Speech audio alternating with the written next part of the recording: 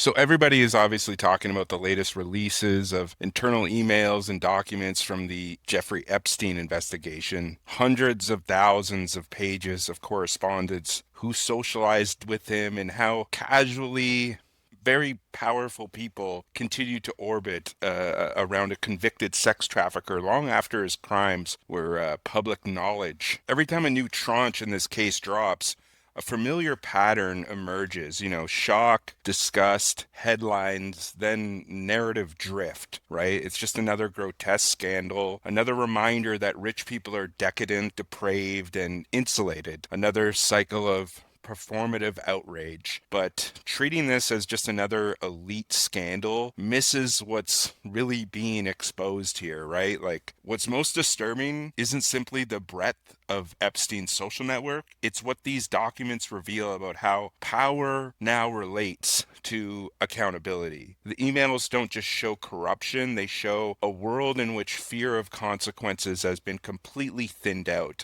And in some cases, a world where systemic decay is seen not as a threat, but as an outright opportunity. Take Epstein's correspondence with Peter Thiel. In one exchange, Epstein writes that Brexit is just the beginning. Thiel responds, of what?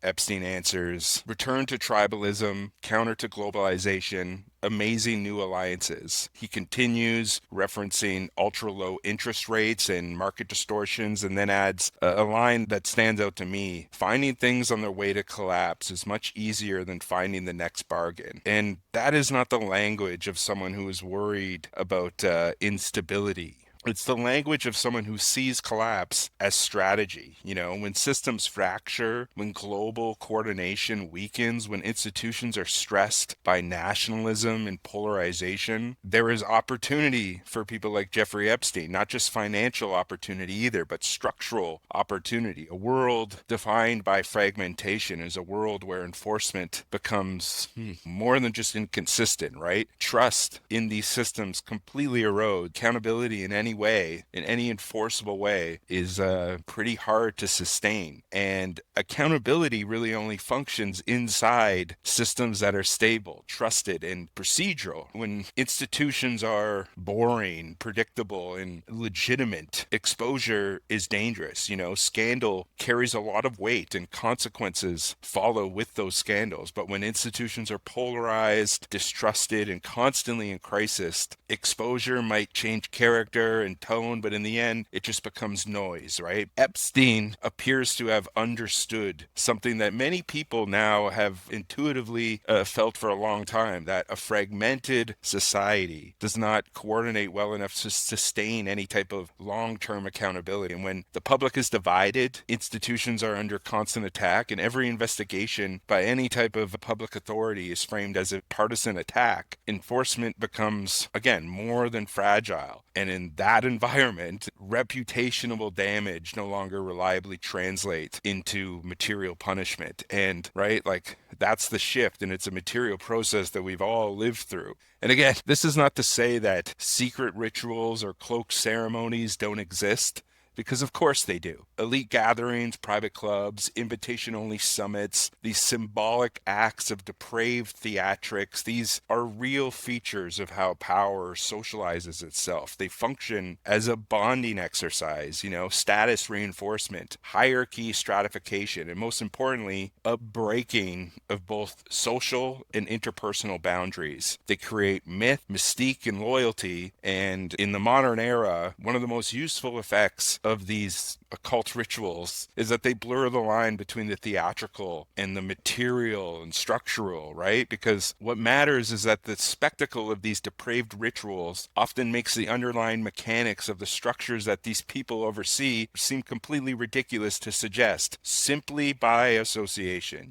The more ornate the imagery, the more dark the coded language, the private islands, the insider rituals, the easier it all becomes to dismiss the very real coordination happening through far more banal channels, which are shared, overlapping, aligned, mutual material incentives. That is how, conspiracy functions today, not only through closed door ceremonies, but through an elaborate tapestry of overlapping incentives moving in parallel. And what these depraved rituals do is obscure those networks and makes pointing at them seem like an individual moral failing. And the depravity of all of this stuff is the point, because it distracts from the banal material reality. And because the aesthetics of the secrecy can look absurd and sensational, it helps to camouflage the far less dramatic but far more durable forms of coordination that actually shape the outcomes of the material reality we're all living in. And Epstein's comments about collapse is very revealing, because it shows how coordination doesn't always need formal planning. When powerful actors recognize that weakened institutions lowers the risk of being held to account, they don't need to conspire in the theatrical sense. They simply just have to behave in ways that accelerates that fragmentation, that distrust,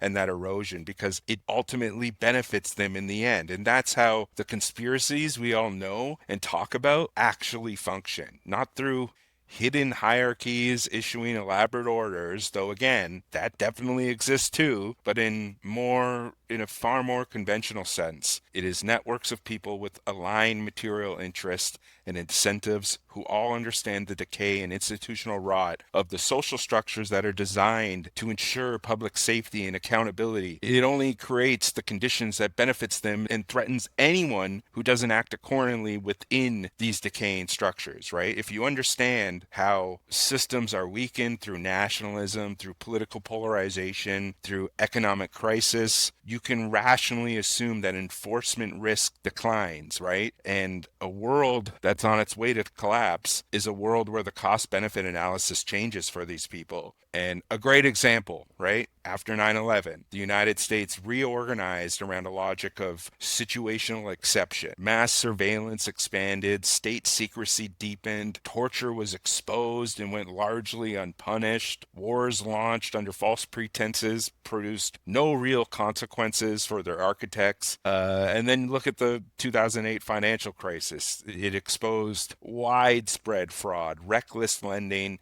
and systemic manipulation of mortgage-backed securities, yet virtually no senior executives at the major financial institutions that were causing this faced any type of criminal prosecution. Instead, the largest banks were stabilized through massive government intervention, where Congress authorized up to $7 billion in public spending to recapitalize banks and purchase distressed assets.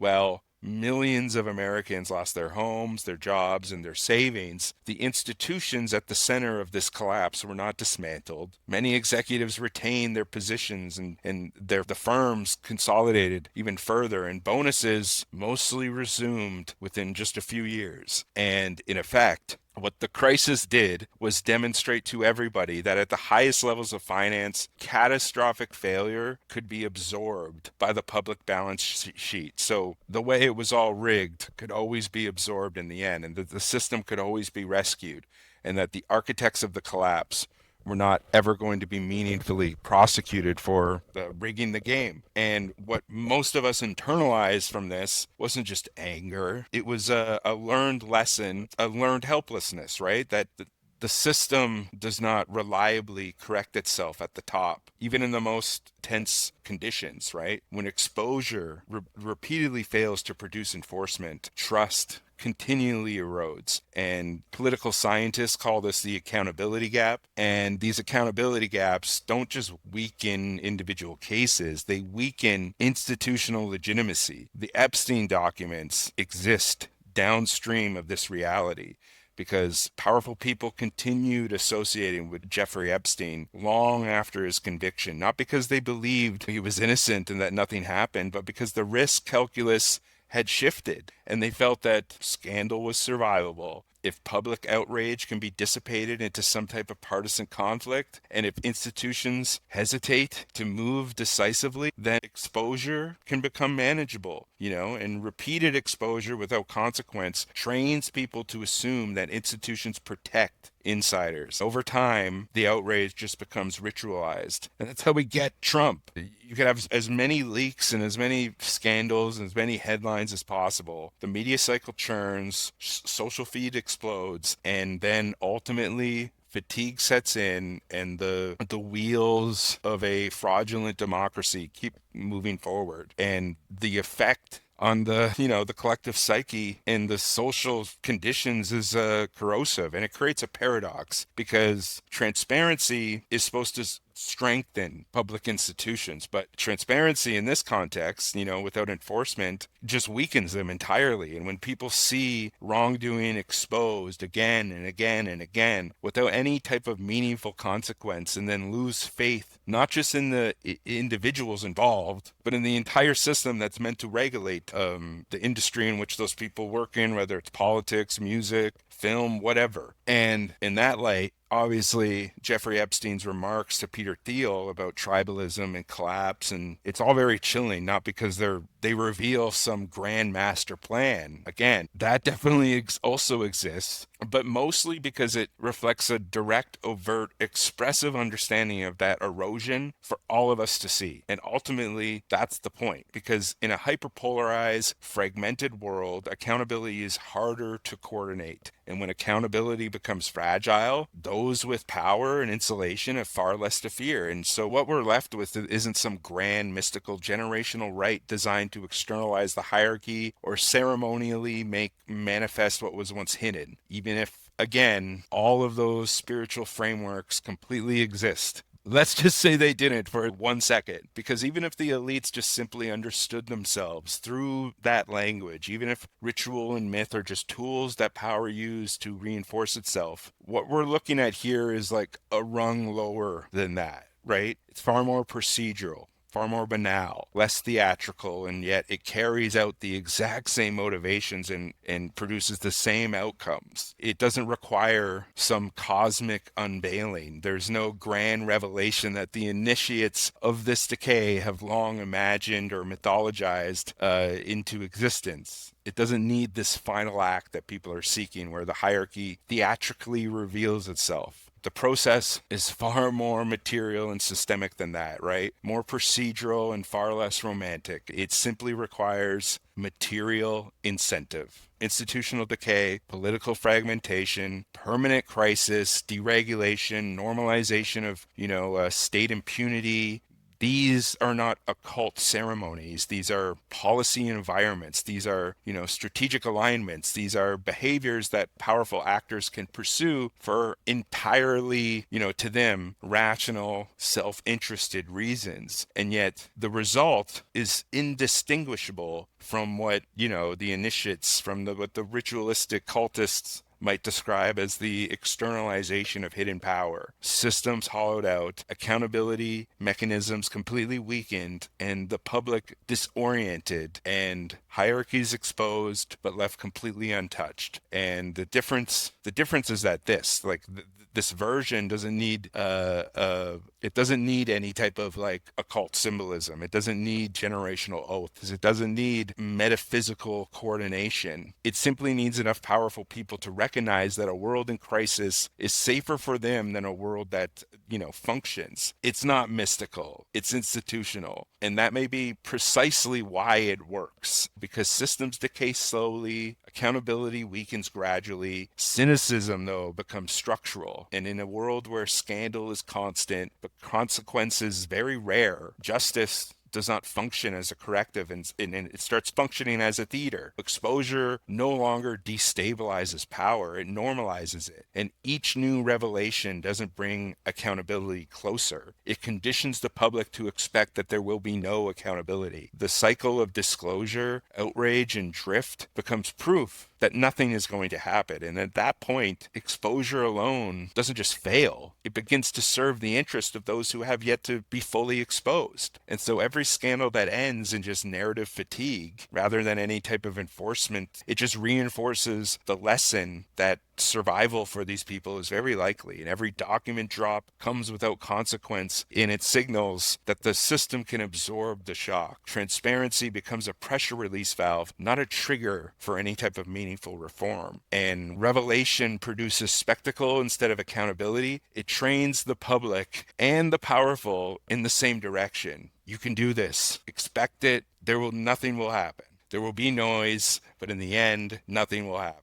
And once that expectation hardens, once everyone assumes that revelation will lead nowhere, insulation becomes automatic. And so the next tier of depraved actors doesn't need secrecy in the old sense. They just need time. They just need the cycle to turn. They need the knowledge that exposure will be absorbed, metabolized, and ultimately forgotten. And at that point, the real protection is not, it's not any kind of darkness. It's the precedent that's been set here and now. And it's the accumulated proof that nothing will fundamentally change. And that may be the most corrosive outcome of all of this, of all of the corruption that exists. It's that we've been trained to watch it surface its ugly head and just move on.